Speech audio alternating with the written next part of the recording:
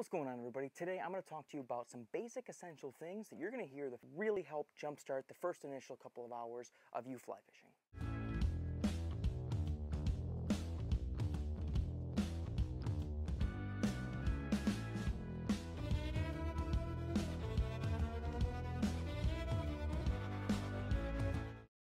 First things first, you're heading towards the water and you're with somebody or you're not, doesn't matter. Depending on where you fish, if you're fishing smaller water, you're often going to be walking through trees or by trees or up a graded slope or down a graded slope. Regardless, there are two ways to carry your rod to someplace. You can either keep your rod tip up and at eye level and kind of guide to make sure you're not going to jam this rod tip into a tree or into branches or something, or to carry it behind you to kind of maneuver it like this, being mindful of where the rod tip goes.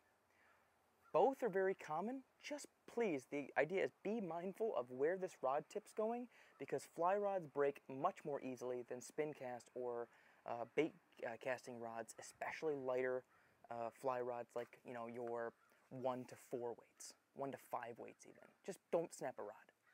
All right, second thing that I want to always tell somebody is when you're fighting a fish or when you're making a drift or what have you, most of the time for a new angler, you're going to be pointing the rod tip at where the line should be going in the water or where your fish is.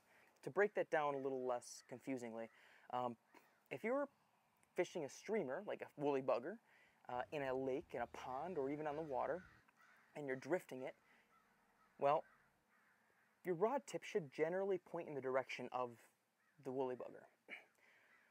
You're going to hear different commands for rod tips up and down depending on what you're doing, but same thing when you're drifting. Generally, the idea is you want to kind of keep your center of mass facing the indicator or facing the bobber or what have you, with the exception of some really drastic mending, which you probably aren't going to be doing the first time you're out if you're with somebody qualified. That's just a good initial way to keep you in the game mentally, visually, as well as even you know, when I go fish, my arm doesn't do most of the drifting. I drift with my entire body so that I can be ready to do what I need to do. Here's the next big one, big one. Getting good drifts and everything is great, except what happens when you actually get an eat? Well, one big difference between fly fishing and spin or bait casting is that typically we like to have a control point on the line itself, and that's going to be your pointer finger. So I like to think of anything pointer finger forward should be kind of a straight line for the most part. Anything indicator or pointer finger back, which is your anchor point, is where you do a lot of your extra line management, whether you want to take some line in, whether you want to take some line out to shoot, whatever. But it's important to have a control point, because if you don't and you go to set the hook, depending on what you're fishing for, you might not get enough purchase to be able to set the hook on bigger hooks or set the hook as quickly because there's slack line sitting here.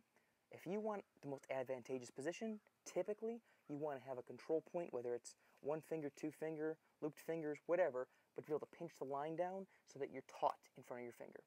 Now you've hooked your fish.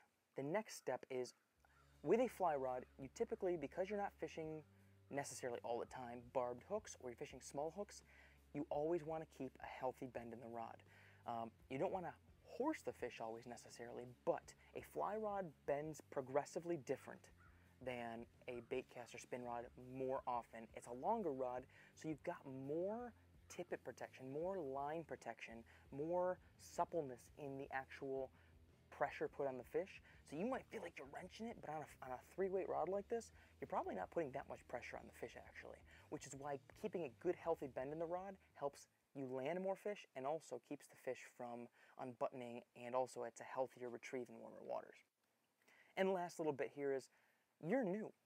Fly fishing is not necessarily super duper easy all the time.